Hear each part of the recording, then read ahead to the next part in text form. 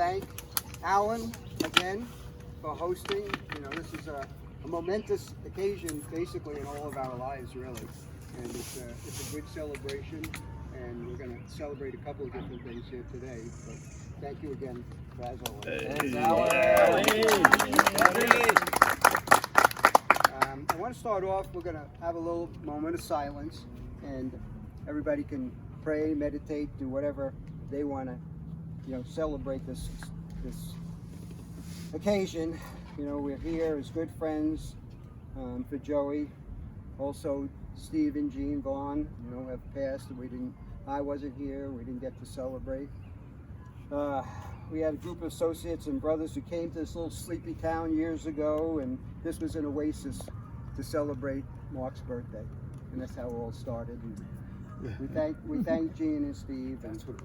But like I said, I'd like to take a little moment so everybody can think about Joey and contemplate all the good times we've had together. And want to say a prayer?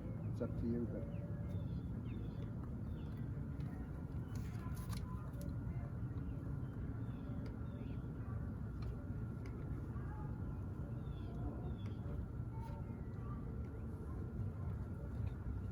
Okay. You know, I remember Joey when we first moved to Florida, and Karen and Martha were friends from back in New York, and we'd visit my parents who had first moved to Florida, and we'd come and spend some time with Karen and Joe, and we finally decided this is the place to live, and we came to Florida, and they were basically our first friends, and you know, we all got together on many occasions and said a lot of great times, both with ourselves and then even with our kids. You know, when Lauren, Krista, Katie, Stephen, we'd have many a time at Christmas Eves and Halloweens, and coming to Mount Dora, as we all know and we loved. We'd have a great time up here. And also too, on the steps between the two rooms back in Jean's house, I heard a lot of stuff happen on those steps. You're going back, and that goes back. One way I can always mark the occasion of coming up here the first time was Martha was pregnant with Lauren, who is now 41. So there's a marker in time. But that was the first time we were up here in Mount Dora, and we had such a great time. I'd also like to take a moment to remember Stevie. He was the one who really loved to come up. He enjoyed it so much up here. So Steve-O was a great kid, and we always had so much fun up here. So this would be a great time to remember him, and a great place to remember him. So let's take a moment for Steve also.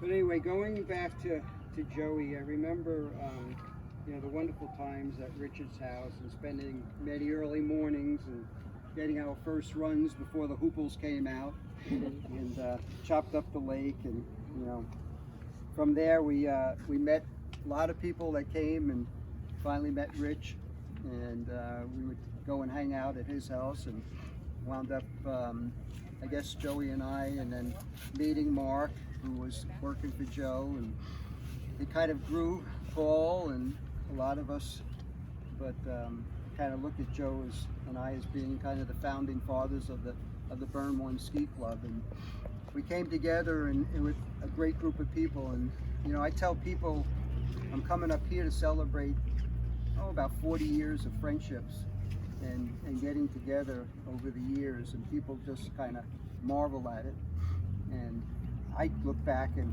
marvel at it, that we have such great friends that can get together. It's not as often as we used to, but it's a great time. As we know from last night, we all got together, had a lot of good laughs, always had good times, and all the times we've been together, I don't think I've ever heard any kind of foul words to one another or any kind of a fight between anybody. Everybody was just so congenial and so happy to be together. So it's we have something special. We definitely have something special. And thank God for marijuana, Johnny D. and a little bit Cannabis. And a little bit of tequila. as we well know, right, Mark? That's right. Woo! But so yeah, we've had a lot of good fun times together, and we really enjoyed all our fun times, and I know Joe enjoyed them. Didn't get to spend as much time with him later on in life when he moved out of the South Florida area, but I know he seemed to enjoy all his parts of his life and his travels. I would read his travels of where he was at, and he really seemed to have an enjoyment for life. So more power to him, and we all wish we can go. I just myself lost an uncle this past week at 89, but he seemed to have really enjoyed life too. So I guess we need to take note and take it in consideration to really spend and enjoy our lives, and spend it with good friends, which we are today. So with that, I'd like to turn it over to anybody else that would like to say something and give their piece, in particular about Joe, Steve and Jean. I'll take it, John. Steve-O, Nick. Gotta get my spectacles. When you get old, that's what you need. Oh, John. Have at it, Nick. Careful. Don't Yeah, I know. I got got I was thinking about warning him, but it would have been too good to see him fall into the sand, though. Well, to say the least, I think Joe's friendship certainly changed my life. We both encountered each other and found out that we both had similar childhoods. We both grew up in Brooklyn, New York, and we both had a little bit of city life in us. And when we came down to Florida, it was kind of coming down to the fields of cows and things like that. And we never really expected to adapt so easily, and I think part of that was Joe. I mean, he was so animated at all times, and he was always having fun. And most of the time, when I would see Joe, it was always in a bathing suit, and he was behind his red sled, as he called it, his Mastercraft, and having a good time. And when I came down, I had been working for some very large agencies in New York, J. Walter Thompson and Gray Advertising, and with J. Walter Thompson, they just kind of burned me out, and it was one of those things where you had a 6-month campaign and you did it in 3 months, and in the last 2 weeks were just insane. And such was the case with back in the day when dinosaurs were still roaming the earth. We had made up, things that today would be transmitted by computers and whatever. We made hard copies of everything, dye transfer prints and everything. So when we made presentations to Ford, it wasn't an easy thing to redo. It was okay. We'd go in those last 2 weeks and we'd work till 6 o'clock in the. Actually, we worked till 2 o'clock in the morning and get a room till 6 o'clock in the morning and go back to work. And I had just everybody in New York thought that the best way to buy real estate was buy plenty of it in Florida, and so everybody was buying it. And I bought a house that I thought I would sell once it was built and or rented and whatever. And I got past one of those Ford campaigns, and I said, you know what? I said to my boss, I said, I think I'm done. I'm moving. And they thought I had lost my mind. And money was great and all that stuff, but had no time to spend it, So anyway, I came down, and much to my surprise, we started working with Joe, and he just turned me on to this group of people that were just insane and the best friends imaginable. And it was just on from there, just great times. And I think about some of the things that Joe would do, and just bring a smile to my face. And he would think nothing. He was always meticulous with his dress, and he would say, "You see these jeans? I've had these jeans for 20 years, and they still look great, don't they? And these boots, you see these boots? You can't buy these boots anymore. These boots are 15 years old. But so he would always be involved in his dress. And sometimes, on occasion, when we had costume parties, he would grab one of Karen's dresses and put it on, a tight red dress, you know, and he'd think nothing of walking around. He said, "Don't I look good? Did Karen ever look as good in her dress?" You know, but so that was Joe, and we had a lot of fun, and boy, the friendships that were made, and you know, raising our kids together, and seeing each other every Sunday. And Richard was about as generous with his house as anybody could be. Just a whole bunch of people would show up on Sunday, and they'd leave at the end of the day, and he was okay with that, you know. And we had friendships and that bonded forever, you know. And I certainly think that no matter where Joe is right now, he's having a good time probably with Steven, and I think of him always fondly. He definitely left us too soon, and you know, we certainly miss him. But wherever you are, Joey, we love you. Drive crazy, take chances. Oh, and he always would say when we go to see him and we'd leave, he'd say, "Yeah, drive crazy, take chances." You know, so I always think of that. I think that's one of his biggest joys in life, was getting behind something that he could really hit the throttle and hit the gears. Yeah, for sure. Burn some rubber. Well, I remember the first time I met Joe, because he went up to New York on vacation, so Jeff Turnell needed an assistant for 2 weeks. So I went and worked with Jeff, and you know, Jeff and I became super tight. So then I get out of art. I get out of art school, so they hired me as their assistant. So I'd had to take care of when Joe was starting to shoot, because he was assisting. So I kind of assisted both of them. And the first day I see Joe, he drives up in his 240Z. That one, it was white on the front and green on the back, I think. And it's because he'd buy cars, and he'd buy two, and he'd put two together that were wrecked, and a total car head. The problem is, we'd ride around in them when they look like crap, and then he'd fix them and he'd sell them and go on to the next car that looked like crap. So it was really crap. He was such a car head, and you know, as we kind of went further, and you know, he came to work one day, and he goes, "Oh man, I went water skiing, you know, with Johnny D." And I said, "Well, who's Johnny D?" And "Oh, my friend from New York, and he's got a boat." "He's got a boat?" "Oh, really?" I said, "I water ski." So I was able to come along, and that's how the whole thing kind of got started. It was, I got to tag along, and the only thing I had to do was bring some. That was fair. That was fair trade. But as time went on, we ended up living on the same canal, as most everybody knows. That's still a requirement. Still a requirement. And the thing I remember the most was whoever's boat had gas, for number one. That was it. And then we had the car seat, because Steve-O was just tiny in a car seat. So we'd strap the car seat in the boat, throw Steve-O in, he'd pass out like 3 houses off the dock because of that motor. And Steve-O would pass out, and we'd go down and take a couple runs. And we had a lot of those runs where it's just the two of us with Steve. I'm sorry. But it's okay, buddy. We're there with you. Yeah. You know, we had a lot of time, just the two of us, and I always appreciate that time. And Joe was, he always was trying to come up with a way to get a better light, and built the craziest fucking lights you'd ever see, and needed 10 guys to hang them up and all that. So Then build a site, right?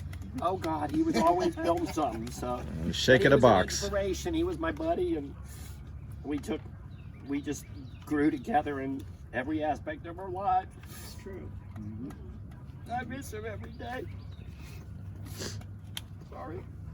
Nothing's All right, man. It's great. Great friendship. So you know, it's your fault that I got to know Joey, because you came along. You know, Yep. we were in art school together, and you know, Marky says, "Hey, you know, come on down and you know, I got this gig with the Turnouts and Joey, and you know, come down. We need another assistant." So I jumped into the mix, and then not too long after that, it's like, well, you know how to water ski? You know, oh yeah, oh, come on down, and you know, Test you out. Yeah. See if you're gonna really fit in. Yeah, right. Forget about your Don't photography forget skills. to bring something. Right, don't forget to bring some.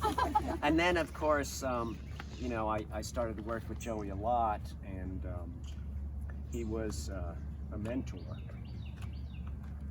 to many of us, Steve included, I think. Absolutely. A very sharing person. And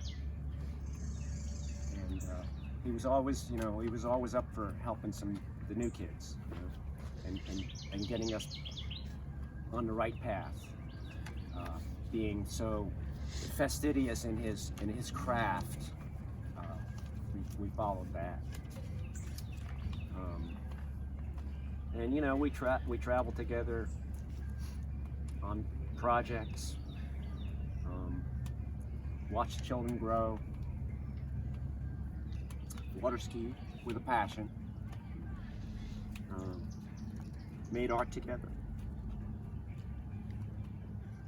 traveled, cried together, and most of all, we laughed a lot.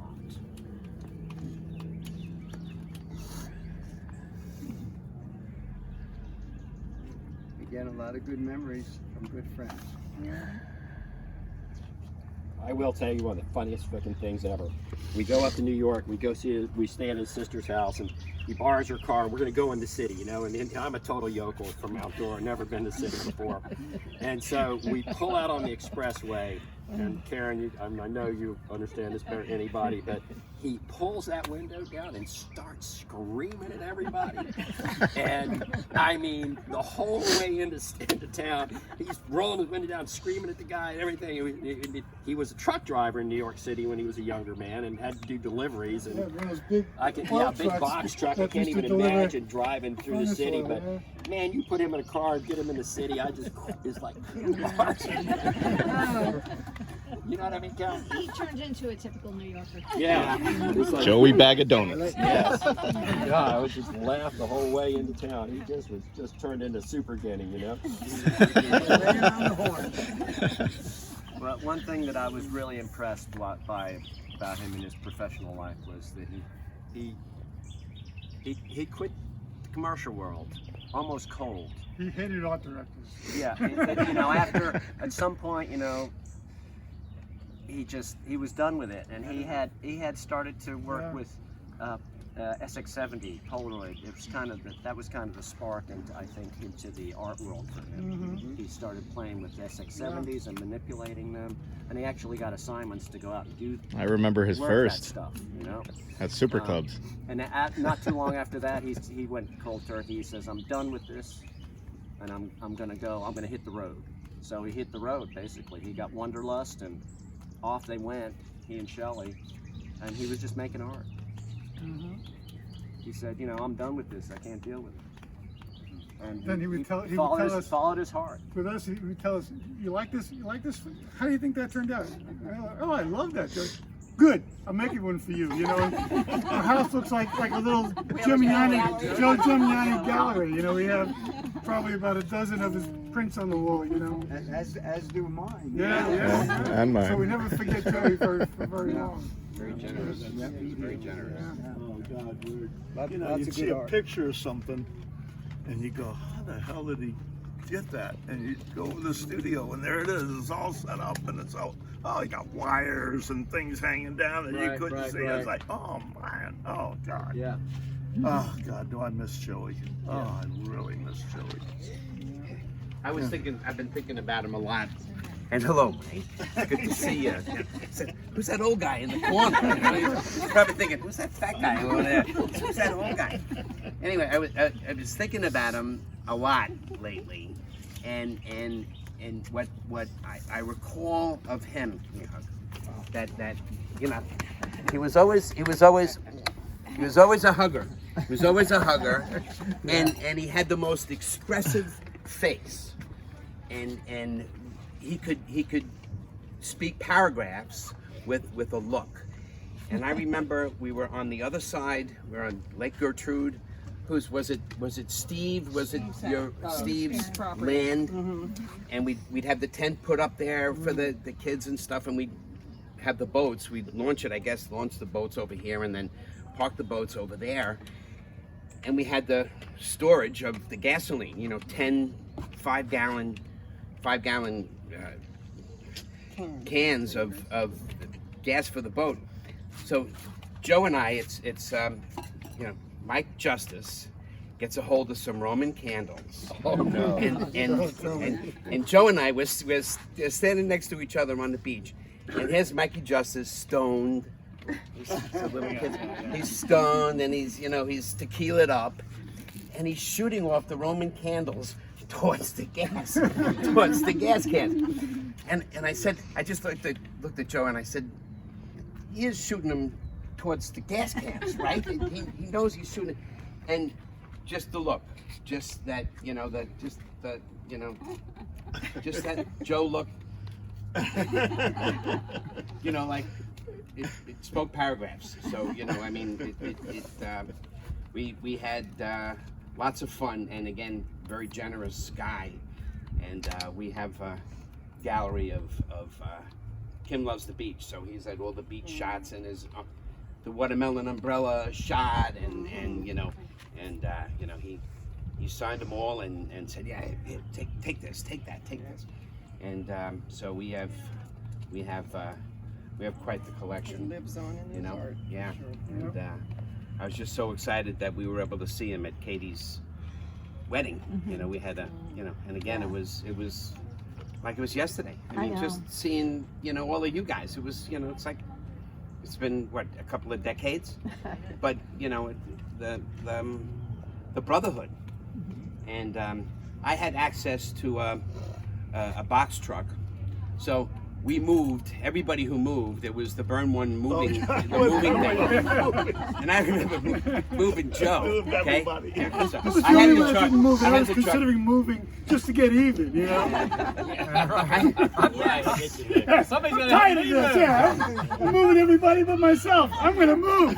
Because many hands make light work, which was our mantra. So No, it was I your drove the mantra. truck, and I'd be on the truck loading it and making sure that we're building it high and tight. And I remember Joe's one of the moves, and I mean, holy shit, man, he was such a pack rat. And we finally get the house done, and I'm like sweating like a pig. And I Place said, on the canal in Miami, finally. And then he said, oh yeah, then we had this other, and it was the garage, and it had multi-levels of shit in that garage.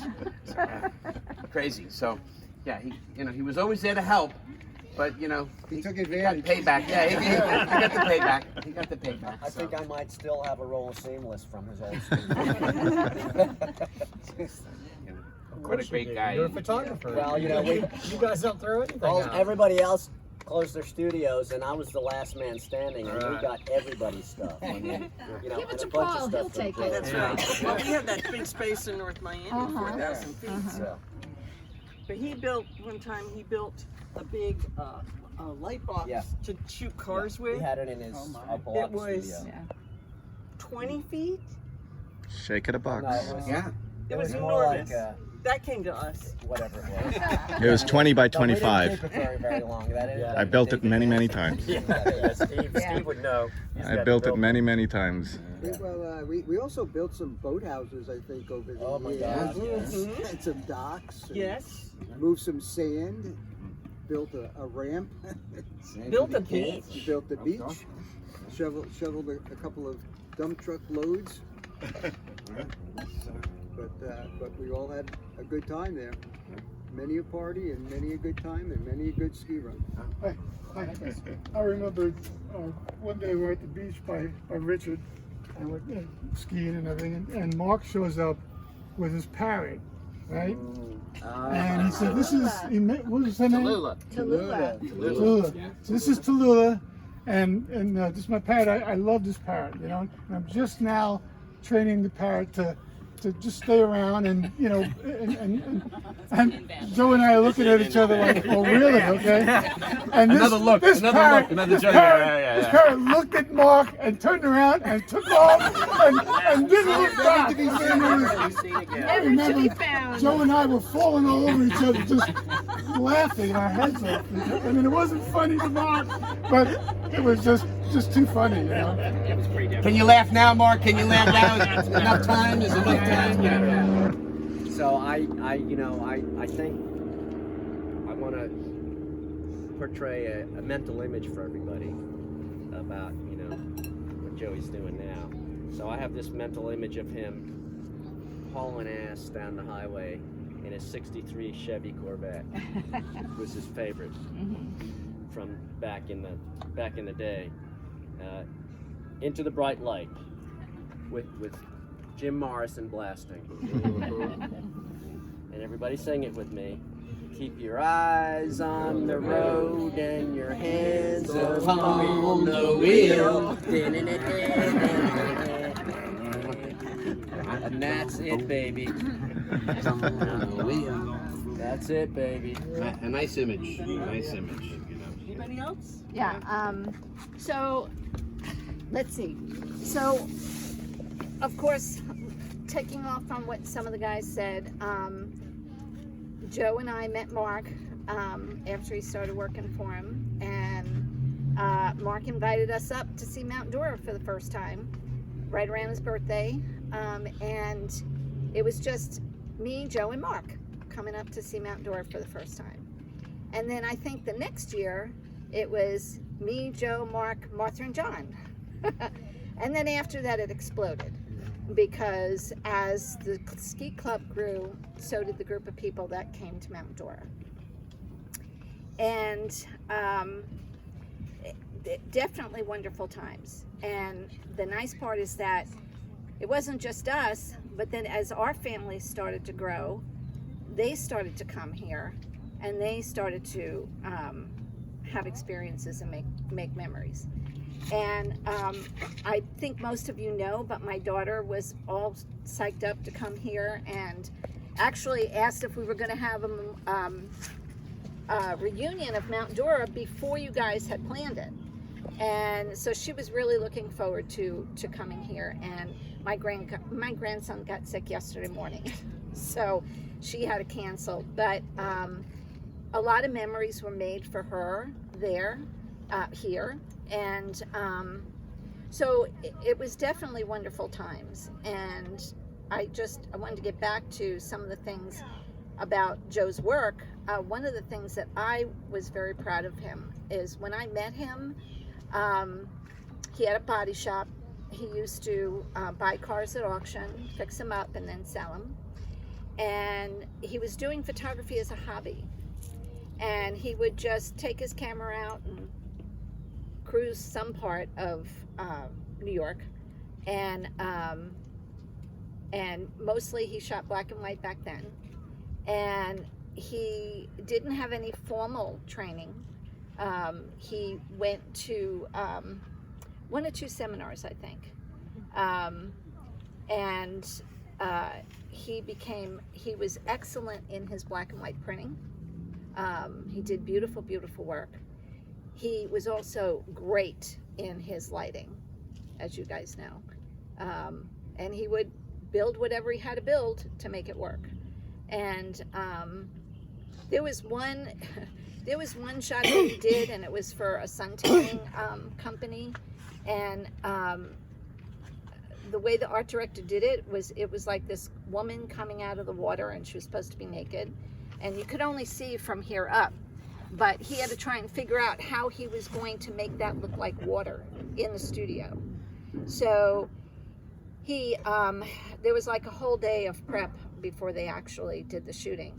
And he actually got black plexiglass and cut it to the size of her boobs. And she would have to go underneath and come up through the plexiglass for them to get that effect.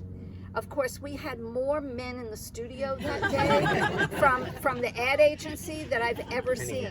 Because I think her name was Connie Brighton. I think she was a Playboy bunny or something.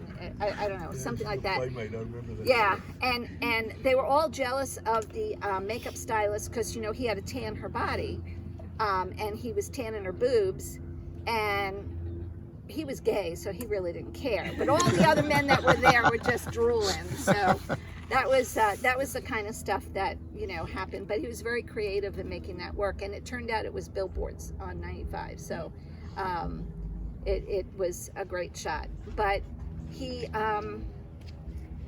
started off as just it was just a hobby, and he self-trained him. You know, he trained himself. He just was always doing, he always had a camera when we'd go upstate New York to visit the relatives and have a weekend away from the city.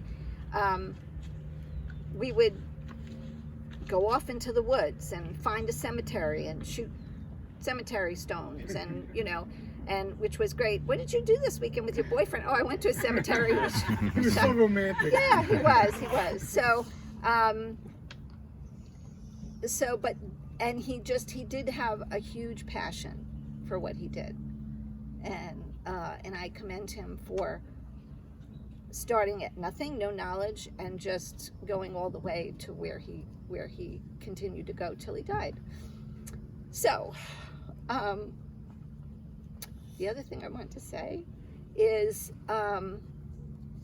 this celebration is a celebration of life, is really a celebration of memories, because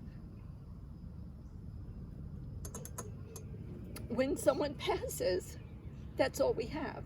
We have them in our hearts, but we have the memories. And the beautiful thing is, we made so many beautiful memories here that not only we kids too. That's right. Well, we did make them back in Miami, Mark. But Well, there's some practice going on. that's true. That's true. Just warming up.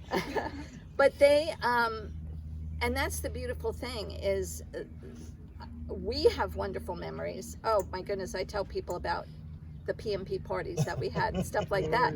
But that's when I dressed Joe up as a woman a lot, and he was very good about that. He didn't mind. He didn't mind though. He didn't mind. He loved it. And frankly, he looked pretty good. Yeah. Those So tight dresses just fit him perfectly, you know. well, I'm going to get off target here for a second, but the one PMP party we had that really got so big, they had it in a venue. If I may not be remembering the story exactly Near the correctly, Miami airport, that big venue there they was had. half of it was another function going on, and they were supposed to be gone by the time we started at 9. It was But a religious. They ran late. And it was church, it was a the Baptist Christian church group. gathering. Yeah, it was a Christian group. And here's, so that, and so we were all on one side waiting for them to leave or whatever. And that particular, anybody that's been to a PMP party, the first one, that's Pimp and Prostitute for anybody that doesn't know.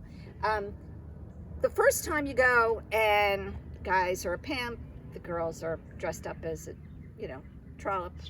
Lady of the night. Streetwalker, lady of the evening. But then when you go and you see the people that have been there already, now it's like next year it's like, what can I do better? So it really, at some point I think it really got kind of carried away. But yeah, so that particular time, Joe and I dressed up as ladies of the evening. And I don't know, I had some little baby doll thing or something, and I always went shopping at the thrift stores, so and I had a long negligee bathrobe that was lace, and I had gotten Joe one that was similar. And then he had on it was a leopard slip that was supposed to be like a dress, and then a skirt, and then the top was a crocheted bathing suit top that had big sequins like that all over them. So that was his top. Fishnet stockings. I got him sandal shoes with stones on them. Yeah, there's a picture somewhere. Sandal shoes with stones on them. And then I found this hat or pull over your head, you know, where you stuff your hair up in it, and it was all white feathers. So he wore that, and he had the bathrobe on, and he's, you know,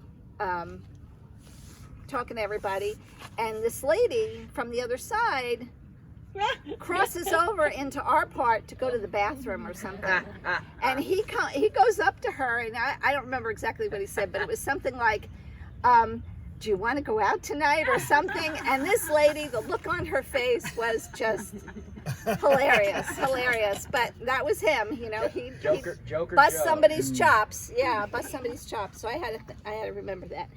But the memories, you know, I think of Steve and Jean. They were the first ones that we met up here when Mark brought us up, and they were so welcoming, like they had known us forever, and they continued to open their home and their hearts to us every time we came up, and I think they enjoyed it as much as we did, or at least some of the time. And Steve was, what a piece of work Steve was. Always hugging the women, always hugging the women. And I remember one time where he took Steve-O and I out on the little sunfish. And Steve-O was just amazed at this and had such a blast on this boat and was always asking Steve to take him out on it. So they had a cool little relationship, those two. Yeah, they did. And Steve-O was so thrilled that he had the same name. So and that was so, those were very precious times. And then you know, Steve-O, this was, I mean, yes, he grew up, he had Route 9 every week that we went there, but he looked forward to coming here so much. You know, this was like, yes. And that was, and Katie too, and that's why she was so disappointed when she couldn't come, because she was really wanting to share this with her children so they could see, you know, what the fun she used to have here. I just want to know who gave those kids those water cannons. I remember that. They caused havoc with everybody. I don't know. Yeah, those people probably aren't here. Knowing that you were going to bring that up, Nick. Of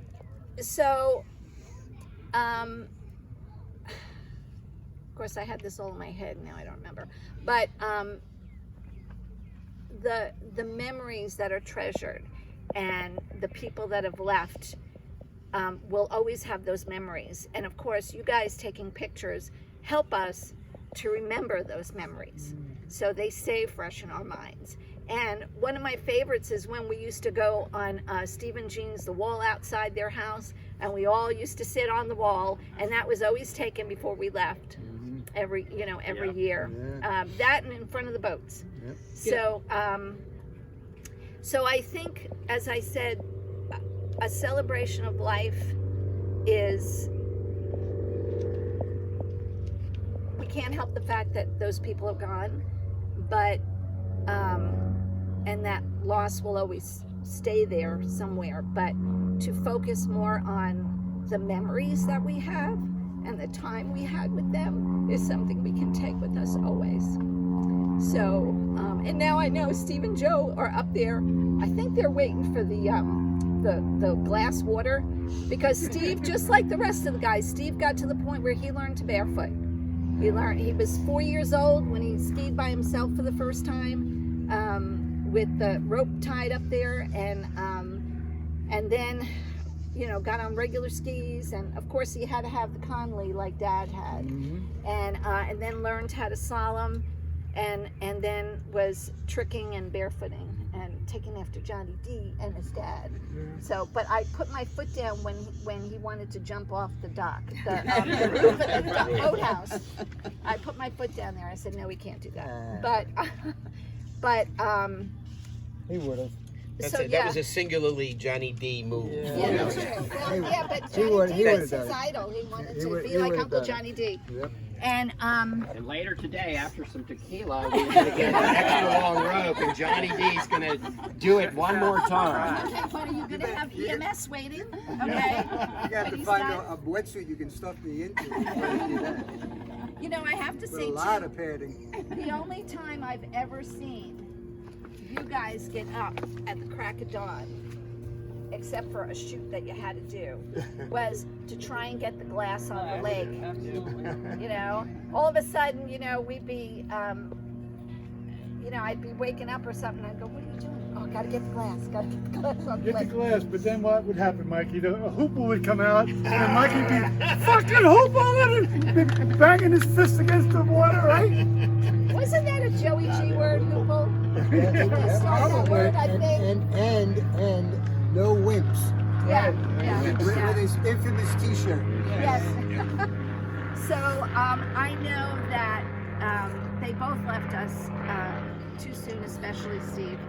But I know that Steve watches over me all the time because I get signs from him, and I'm not mentally disturbed. It's the truth.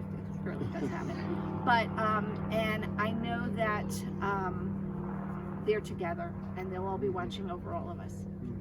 Amen.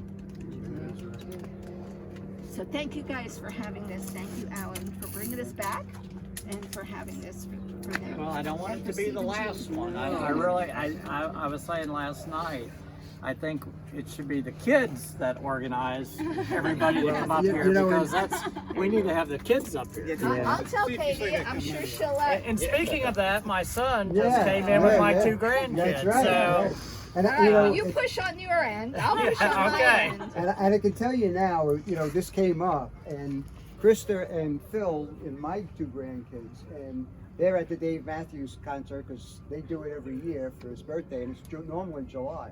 But you know, they had already made reserved hotels and tickets and everything, but they were totally disappointed because she said, I would have loved to come up Yeah. and bring the kids up because she knows how much fun it was. Yeah. So if She we said, could if we that do it, again- if you do it next year, we're in. So just well, So put it on the calendar. so I guess we need to get it on the calendar now if we want to get Guess so. the kid turnout. Yeah. Yeah, no, that would be great. I'm sure Katie would, you know.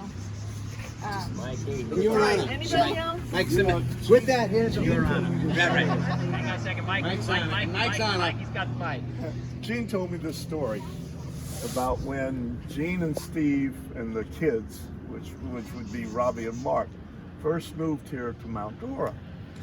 And she said the local preacher showed up at the door to welcome the family in. And Steve and Gene were in the bedroom, and Mark answered the door. And she said she could hear Mark out there. And the preacher said, well, you know, I want to welcome the new family, and you know, how many you got? And Mark says, well, it's my mom and my dad and my brother, and that's just us. But my daddy says that he wants to adopt a 16-year-old girl. And Jeannie turns to Steve and says, you're going out there, not me. You're going out there. everybody. This is a weekend of celebration, so let's celebrate. All right. As I think we did last night.